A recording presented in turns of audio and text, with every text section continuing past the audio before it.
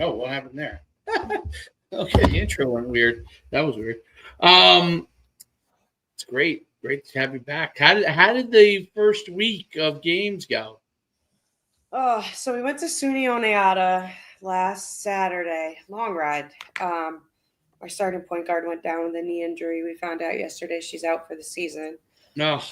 Yeah, so we played well. We lost. They're a really good team, so we kept it close. We fought, and then we played Wednesday night against a team that's ranked like first in their conference. They lost by like 40 to them last year. We ended up losing by 3. We had a couple of chances to win, and the cool part is we had 2 freshmen that had enough like chutzpah to take like game-winning shots at the end. Neither one fell. We had 2 really good looks.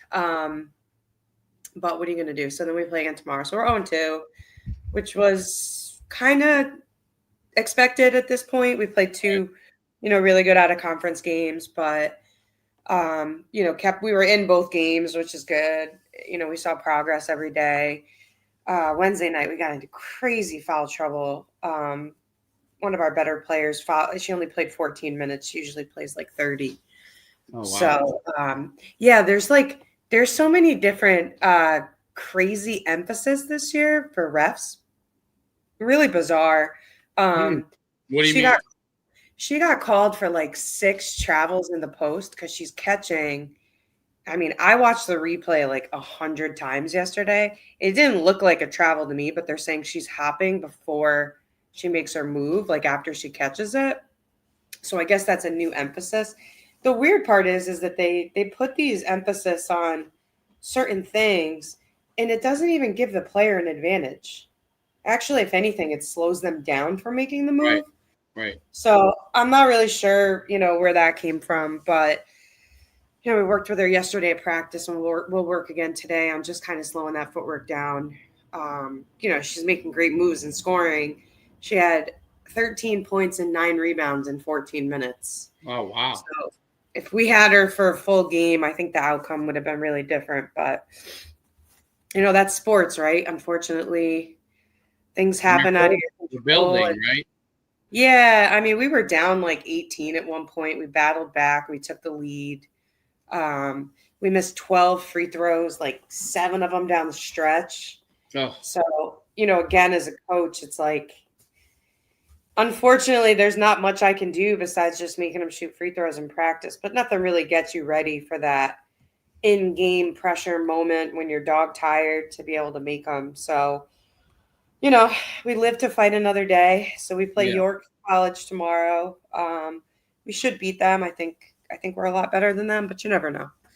Obviously the point guard now being out for the season, we got to adjust some things pretty early on that we weren't expecting to have to adjust, but Right. we still have. We get a different kid back tonight. We get one of our senior post players, which will be good.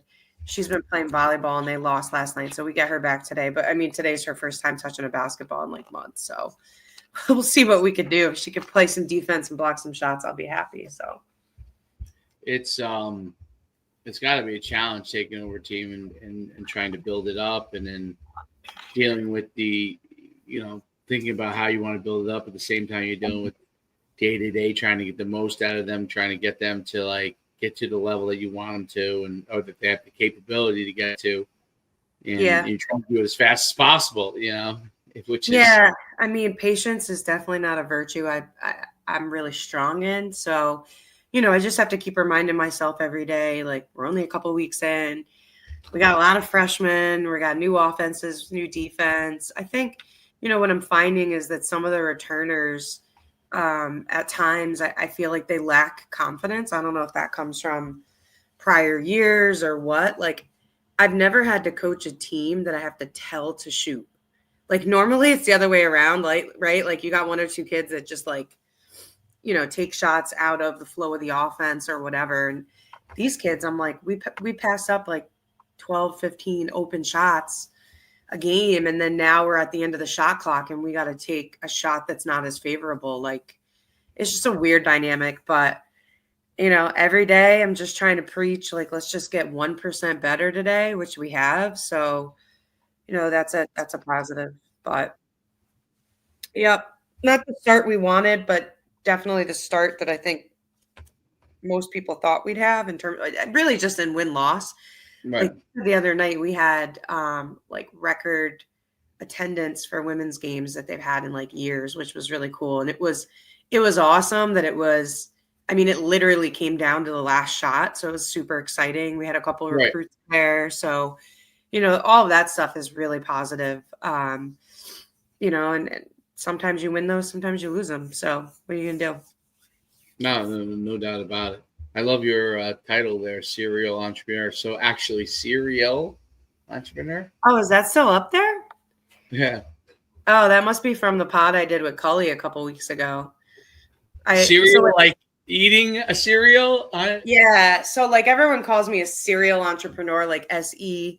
And a couple of weeks ago, it's funny because I told him that every week I'm going to change like. Yes, I saw the bus one or something. Oh yeah, like hater of buses with no bathrooms. So I was telling him that I'm like, I love cereal. Like I could eat cereal like any meal of the day. So that was like my tagline that day. I don't know why it's still up. I didn't click on that. So it must have just saved and pulled over. So anyone listening, I'm a serial entrepreneur and a serial entrepreneur. Yeah. Of course. Yeah. Oh my God! So your buses don't have bathrooms? So the first road scrimmage that we had one, so we get on this one on Saturday and it took us like almost 4 hours to get there. And we get on the bus and the guy's like, I just want to let you know there's no bathroom on this one. I'm like, what? So, we had to stop, which, you hate doing because you just want to get there. We ended up getting there with 40 minutes on the clock to play, which wasn't great either. Like you want to get there an hour and a half before, get on the floor an hour before, et cetera. But yeah, so that wasn't great. Hopefully we'll have a bus moving forward. I put a little note in there like, hey, like anything over 2.5 hours, like we really need a bathroom. Like, yeah, you're telling the kids to hydrate all trip. And then, we're on the way home and we're like a half an hour in and one of the kids is like, I really got to go to the bathroom. And I'm like, and like, you just want to get home at that point, Right. Well, yeah, there's nothing you have to stop. And it's like, wow, yeah, that's tough. Yeah, no doubt. That's the D3 world. You have to battle through some things. Yeah, it's funny. I was talking to big donor over there, Marie. Yeah, right. I was talking to Morgan Valley yesterday.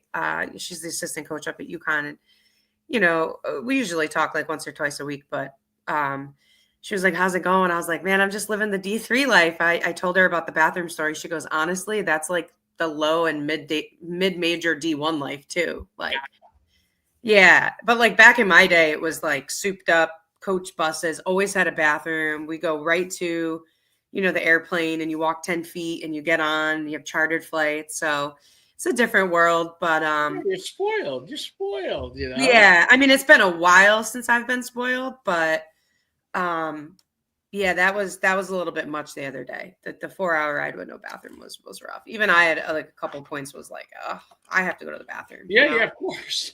Yeah. I would make it. Yeah. So speaking of UConn, huge game tonight. We got North Carolina at North Carolina tonight.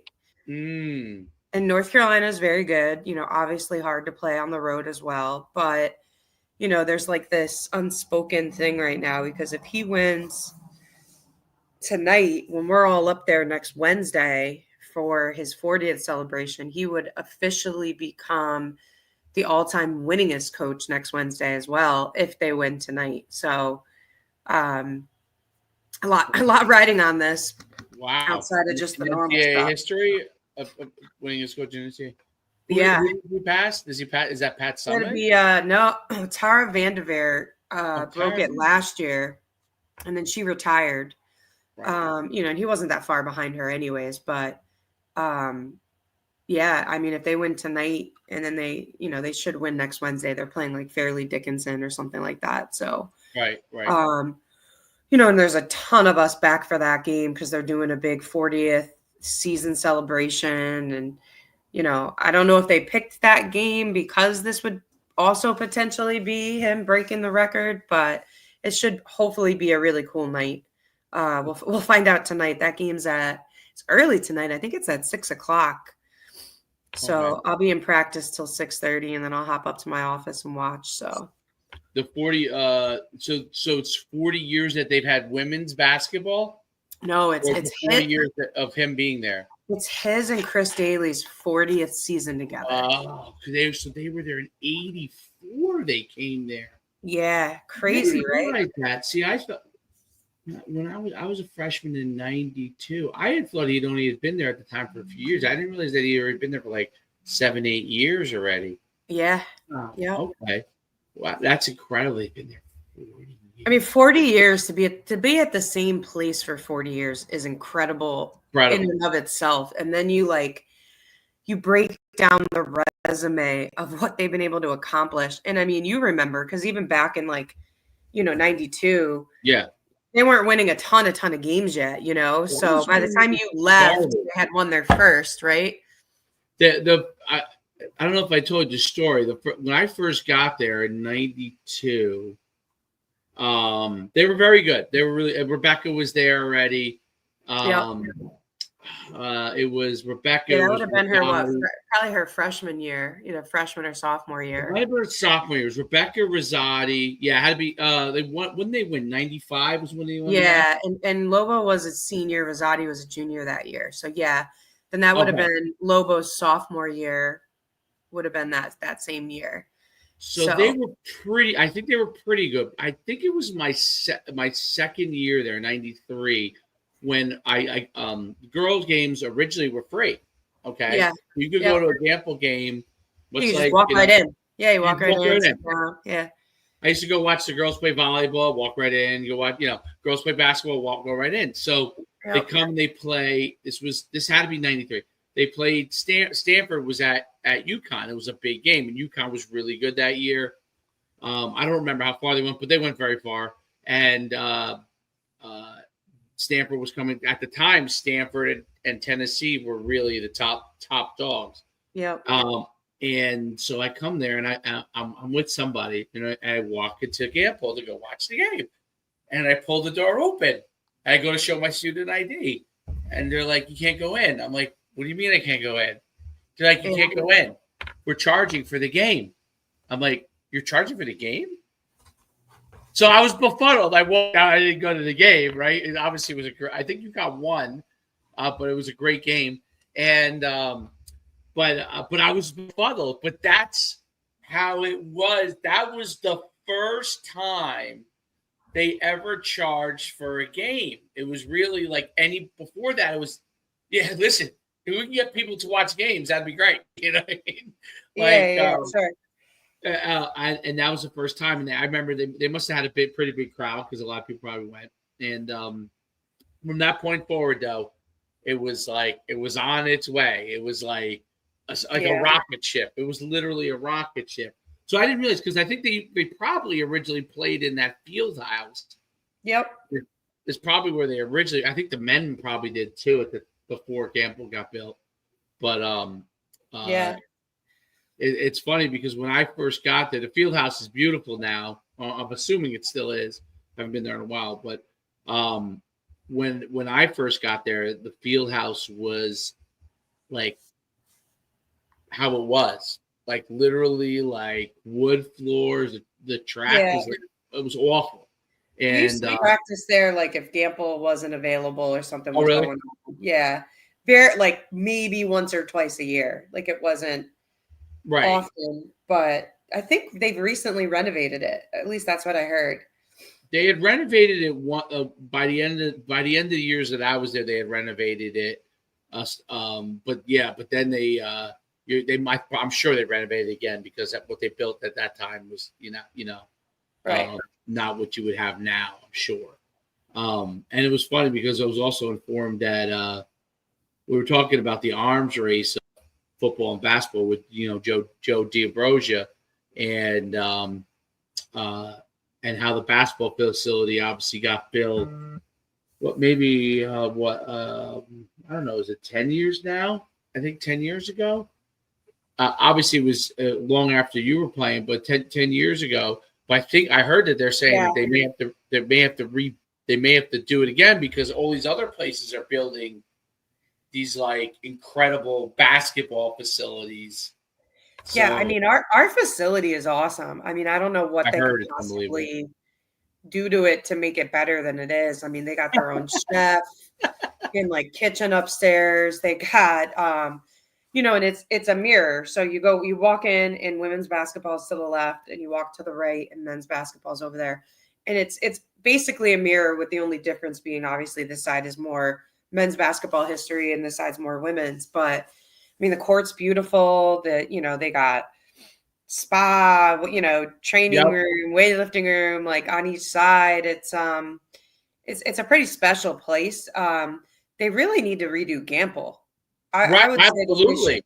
they should redo Gamble before they touch anything else. But I agree. I agree. yeah, Why don't you know? It was funny. We had that discussion, and Joe D's a little more old school, but I'm like, dude, I don't know if you knock down the foundation, but you knock down gambling. First of all, there's no suites there, right? You guys all the big games have to go to the XL Center, right? So yeah, no suites there.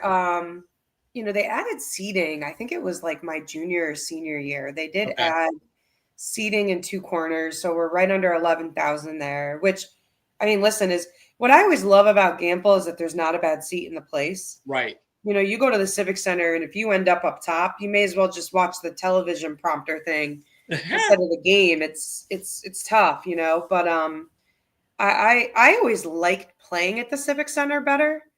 I feel like I always shot better there. I feel like we're a little bit more dialed in because you stay at the hotel because it is quite a hike from campus. You do the pregame meal across the street. We used to do it at the Goodwin Hotel. I don't know where they do it now, but and you hop on the bus and you got a 30-second ride to the Civic Center. When you're on campus, it's like you're doing pregame. Well, now they probably do pregame right in the facility. Back then, we would do it at the CAF, then make our way over. But yeah, it's a little outdated. I mean, they just put in a brand new, like prompter screen thing where they do the starting lineups and all of that. Which looks really, really cool. I feel like they've updated that a couple of times. I think they did do some updates to the roof because there was a while there where like the roof was always leaking. No. Yeah, but it's I get where Joe's coming from and being like the old school part of it because it does give you like that old school original historical feel. Like the same way when you like have you ever been to Cameron Indoor? Yeah. Yep. I mean, on TV that place looks huge with the angle that they show. And then you walk in there and you're like, this is it? Like, Yep. it's kind of wild. It's not that big. I don't even think they have as much seating as Gamble does. But like, if you redid that and built some monstrosity there, you do take away like that whole historical old school vibe. So, it's tough, but I do think that it, to your point, it would be cool to add some suites and some stuff like that there that just make the experience from a fan perspective a little bit better. But again, the nice part is like there really isn't a bad seat in the house there. No, that is what makes Gamble unique is that there's all there's all and you're like right on the court. Like the student section is like right there on the court. Yeah. Whereas like the Civic Center, it's a little bit further back. So like you don't, and when you go to Cameron Indoor, it's even worse. I mean, those Cameron crazies are literally like leaning over onto the court, which just gives it like a whole different cool vibe. So yeah, I'm kind of torn. Like I do think they need to make renovations, but there is something to be said for the history there and like just the overall energy and atmosphere is like unmatched. No, right, absolutely. I wonder if some point they would actually change it. It's an embedded structure to the way that it's built. It's like because it's down, right? Down, So like yeah, like you got to go downstairs to go into that top level, and then the court is down. So it's not like some facilities you walk in and you walk straight in, and then you have all the seating up, and maybe you have like one section that goes down, but ours goes like pretty far down. Yeah, so I would imagine that it would be probably a difficult structure to. Yeah, it would definitely be tough.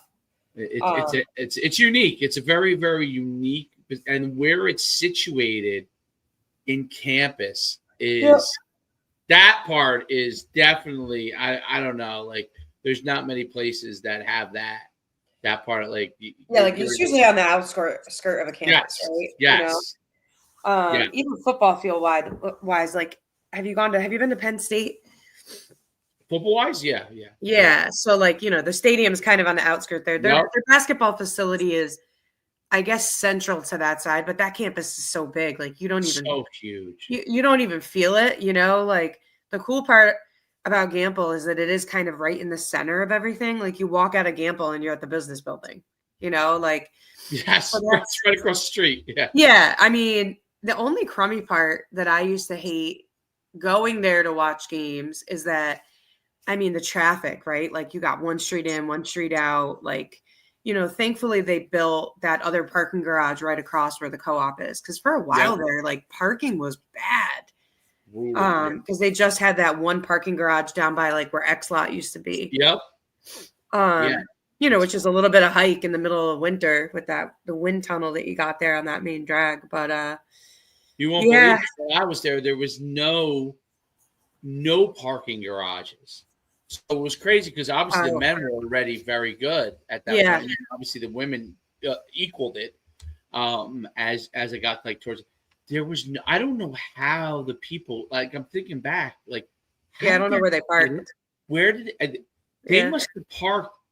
My guess is they parked up along the hills, like wherever you. Because none of that stuff was there, right? So I remember when the first game I ever went to was in '94. My dad took me to a game, so this is before they won, but like they were becoming good, and I was really into basketball at the time. And you would go up that hill, and there were stairs. It would take you to that parking lot that's right up top there. That's kind of that bridge.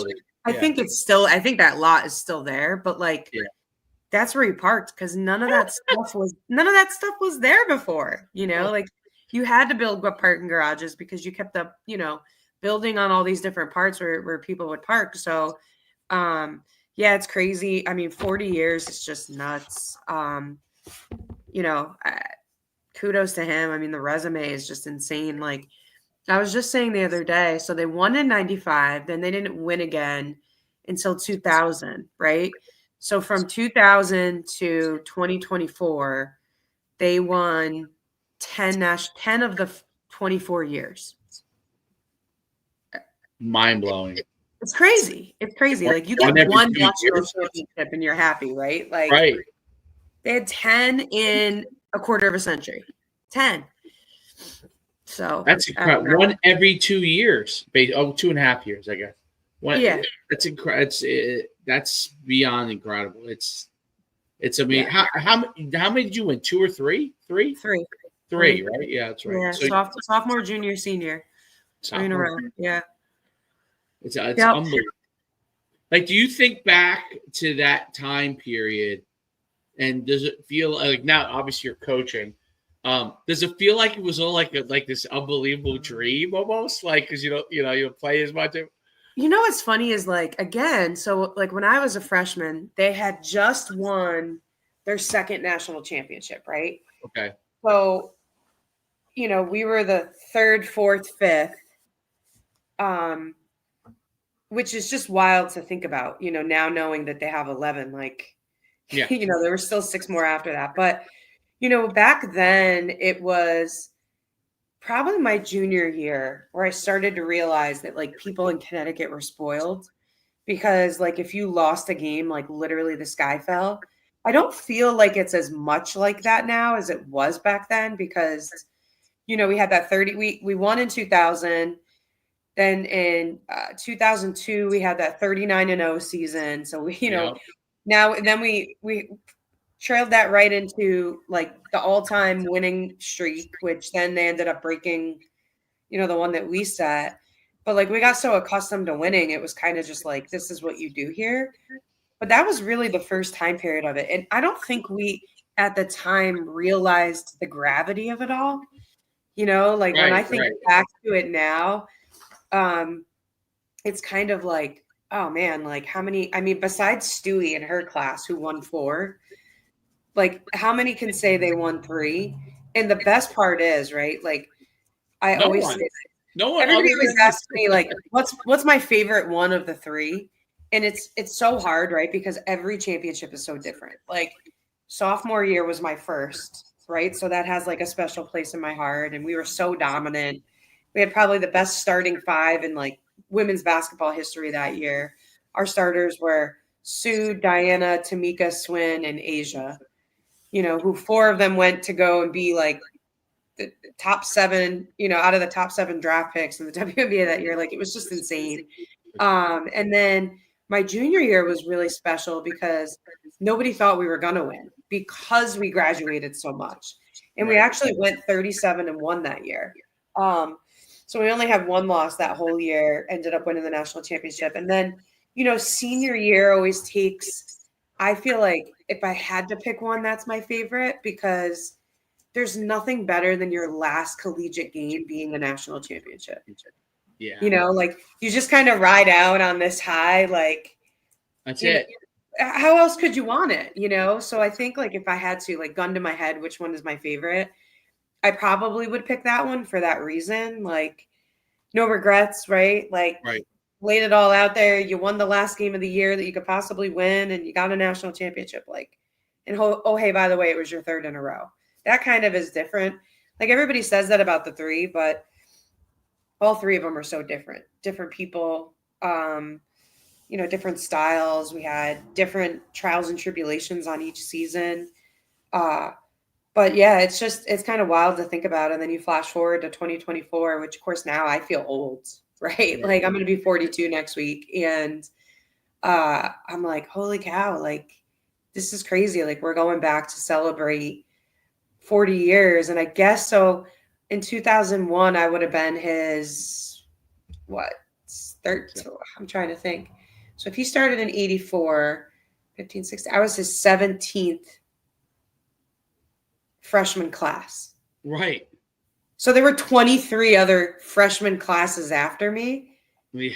That's like mind blowing. When I really do the math and I think about that, I'm like, oh shoot, like I am really old. I don't feel old, but like from that standpoint, it's like, holy cow. Like that was a really long time ago when we did something special. And I love it because I run into people all the time that I'm from here and I still live here, where people still will say like, those 4 years when I was there, that was like the good old days. Like, we sold out every single game. I remember we had a game in Hartford versus Tennessee in January. It was one of the worst snowstorms that Connecticut had had in forever. And I remember being at the Goodwin Hotel and it was like, we don't know, like we probably won't have that many fans today because the roads are freaking awful. Like, there's like a state ban, like stay home unless you're emergency services or whatever. And I remember we came out, we always would shoot and then we go in and, you do your team thing. And we came out with like, let's say 30 minutes on the clock. The whole place was packed. The whole place was packed. There was not an empty seat. That game ended up, Diana hit a 3 to force it into overtime. And we ended up winning in overtime. And again, a game that nobody thought we were going to win. That was like our first like real test that year after we graduated, the 4 seniors from the year before. And Tennessee was ranked number 1. They had a ton of seniors that year. They were like opposite us. Like they had all the upper. Kara Lawson was a senior. Like, oh wow, they had all these people who were, and think about that. Like I said that the other day. I like Kara Lawson. I hate that she tries to do a mic drop every time she's got a mic in front of her. But imagine this: she played at Tennessee. She went 4 years without winning a national championship. It's crazy. Yeah. And you don't think about it like that. And even at UConn, like we joke sometimes, like, obviously if they don't win this year, like Paige would have been there 5 years without a national championship. I can't even like wrap my head around that. And that's probably only happened to like 2, maybe 3 classes since 95, which is kind of wild when you think about that. Crazy.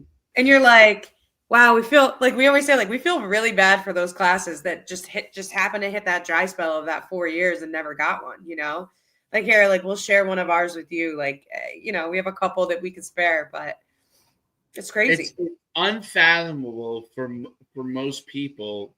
but it's normal for you guys, and that's the thing that's makes actually you guys so unique in the sense that it would be hard for you and a lot of the girls to relate to the fact that that's actually the case. You know what I mean? It's not something that's it's so unique. I mean, I wonder, like I don't know, like I wonder how Gino thinks sitting there. You know what I mean? Like the fact that he's been able to win the way he has. I wonder if he ever reflects on the fact that it's so unreal what he does. I know he probably does it because he likes to grind and he likes the process of coaching the women and the process of helping them and get it's better. addictive, right? Like that competitive part of it is addictive. But like I just looked it up. So like you mentioned Stanford in that game, the first one that they charged. So Tara Vanderveer last year when she retired, it was her 38th season. Now Stanford has been a top program since I can remember, since the 90s. Right. She has three, only three. Like that's incredible. And how many since UConn became dominant? Probably maybe one. Maybe one. I think there was one in there. Yeah, 2021 they won. So 1990, 1992, and then 2021. 2021. Yeah. That's interesting. Yep. Yeah. So it's it's how many crazy. did Tennessee win from the time? I know there was a time when Pat Summitt was there. They, when she left, they had 8, and they haven't won any since. Right. So, and I don't know how many years she was actually there. Before she stepped down, obviously due to an illness. Yeah. They won. They had Candace Parker in 2007, 2008. So that was after me. They won back-to-back those years. And before that, they actually had 3 in a row, 96, 97, 98. And I think that was like the Shamika Holdsclaw days. Yeah. She was so good. Oh my gosh. Yeah. Like people don't talk about her enough. She was so good. It was like crazy. And then you had Tamika Catchings after her and then Candace Parker. But Shamika Holdsclaw, New York kid, Christ the King. She was like the first freakish athlete. Like, oh my gosh. And like, she's so talented. I should see if we could get her on. AB's friends with her. Oh yeah. She's really big into the mental health platform and stuff now. Oh really? But she was just so good. And there's a lot of those players when you think about it back in the day. But yeah, to think that Tara Vanderveer retired last year as the all-time winningest coach and only had 3 national championships. That's unbelievable. That's because of Gina. That's because of you guys. That's that's the only. And then Pat Summitt, right? So Pat Summitt came around, and then she didn't win another one until Pat Summitt retired, and all that good stuff. They won the year right after the COVID year. Was their most recent, but yeah, it's wild. And like, even I gotta look this up now too because I'm interested. Even on the men's side, like, how many does Coach K have? Let's see, 5. Right? And he was there. His most recent was 2015. Calhoun had what, 3? Hurley has 2. Was where I was going with that, right? So Calhoun has 3. UConn must have at least 5 because I think we have 6. I think Calhoun has 3. Ollie has 1, and then Hurley has 2. So there you go. So 6 then. Yeah. But like, how many years did that take? How many? Let me see that. How many Calhoun, years? It took him a while to get to there because I remember Gino had. I think I'm right. Gino won first, and yeah, Calhoun. 99? Yes, the men shocked the world. Was that Khalil El-Amin? Was that with El-Amin? Okay. Yeah.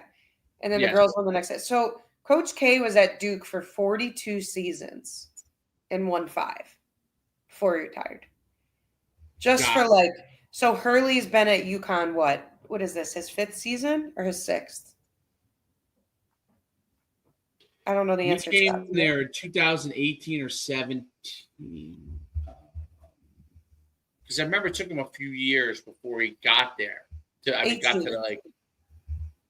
March of 2018, which means his Oh, first 2008. season was 2018 to 2019. Now, asterisk on all that, right? Because the COVID year, there was no national championship, right? So you're saying now 4, 5, 6. So he's basically 2 for 5, let's say, Okay.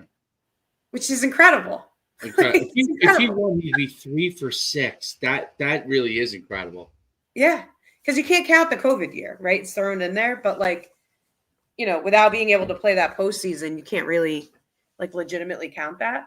So, when I look at all of this stuff outside of like Wooden back in the day, you're Right. talking like at UConn from One was just a 8 for 10. practical year percentage of when they were, how long they were coaching versus how many not successful seasons, not wins, national championships, which is the hardest thing to do. UConn on both the men's and the women's side. I mean, it's the basketball capital of the world. I mean, there It was no is. doubt in my mind before, but now that I think about it mathematically, it's kind of insane.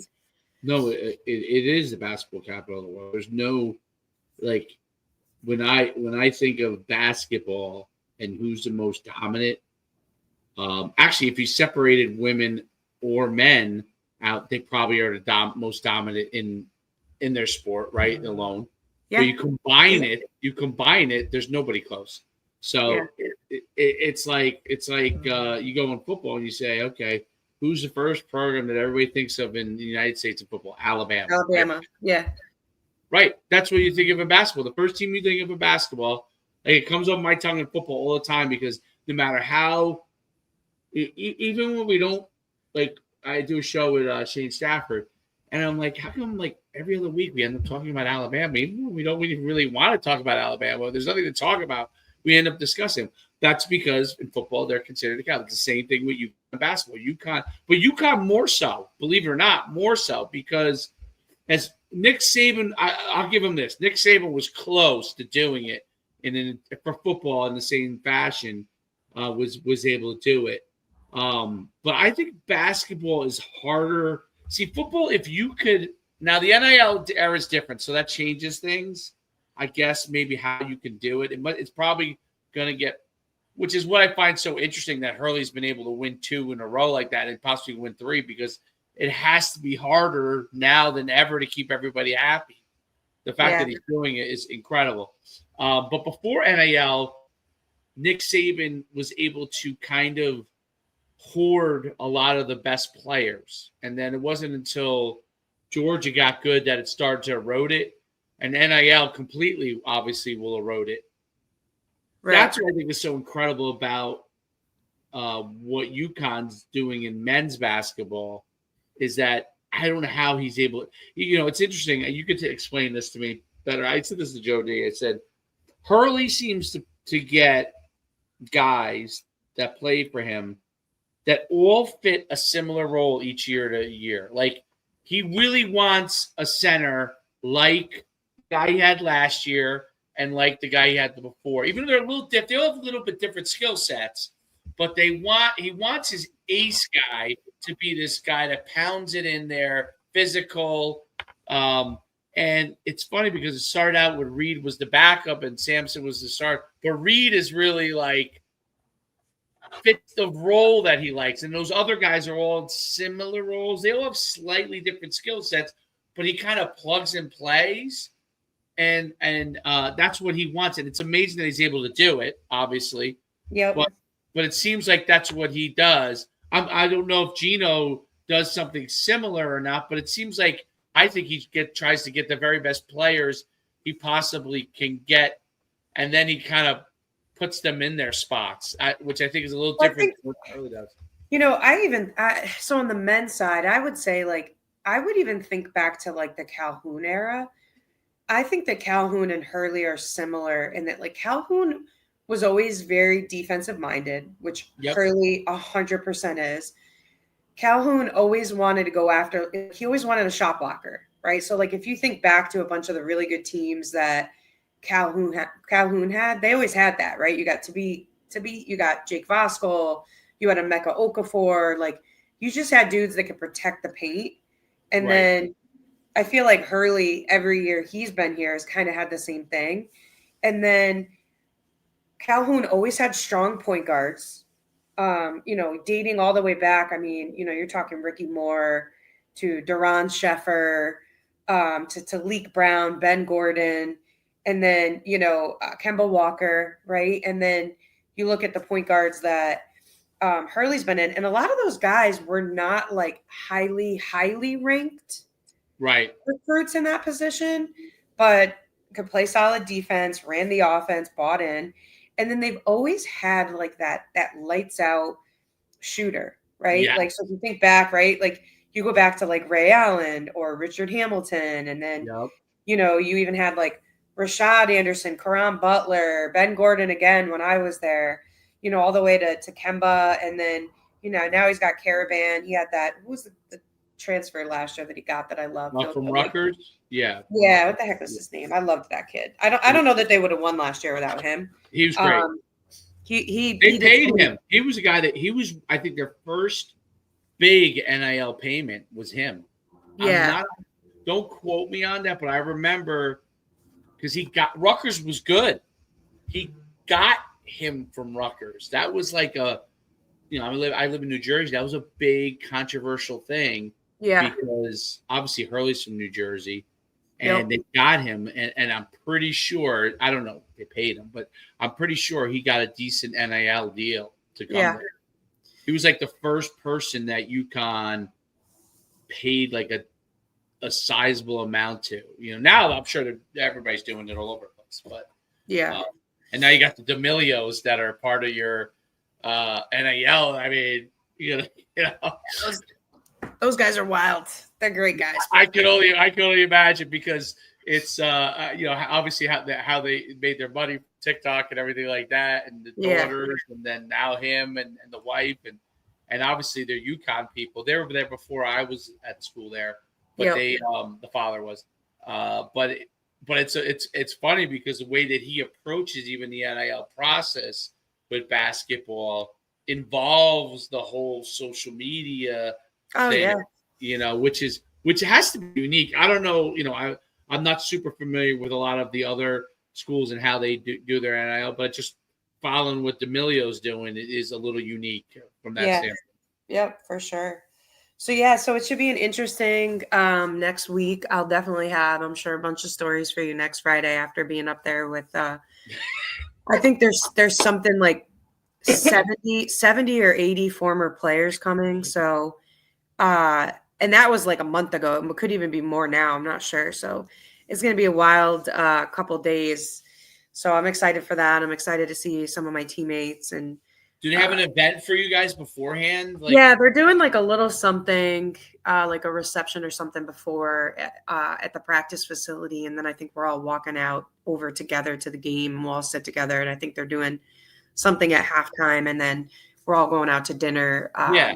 At Cafe Aura, Coach's restaurant afterwards. So that's so cool, dude. That's cool. It should be pretty wild. So I'll have some stories. Hopefully I'll be able to say that I'm 2-2 because I'll have 2 more games before then, which would be cool. We're starting to get it. It's starting to sink in. It's funny because I'm a little old school in that I grew up around all my male cousins who are all like psychos, but in a good way. They're all football players or like coaches or whatever. Right. And so I learned what the word moxie meant like at a really young age. And so I use that like a lot. Like, man, these kids these days, like they don't have moxie. So we're leaving at halftime, and I went kind of not nuts, but like I was a little pissed off at some of our effort stuff in the first half Wednesday. Like, let's control what we can control, right? Like, we can control shots don't fall, which they weren't in the first half, but we can control loose balls. We can control boxing out, blah, blah, blah. So I said to one of my seniors as we were walking out, I said, man, you guys need like Red Bull or something or whatever these energy drinks did. And she was like, Coach, we need whatever you drink every day. And I said, listen, I was breastfed Moxie. And my assistant coach, I turn around and she's like this. She's like, do you realize what you just said? I go, they probably have no idea what Moxie means. They probably think it's some like weird drug or like whatever. Right. Well, my mom's breastfeeding me when I was little or whatever. But that's just how I was raised. Like you got it out. Like Right. there's no price tag on grit. Like you either have it or you don't. But No, anyways, that's a good point. And you have to so, try and instill it as much as you can if they don't, yeah, right? yeah. But anyways, I have to bid you adieu. Yeah. We'll let you go. It's And great talking. yeah, always great. Let's hope UConn gets that dub tonight so that we're celebrating even more things next Wednesday. And I'm excited to tell you all about it. So I'll Yep. see you next week. You got it. Bye. All right, bye.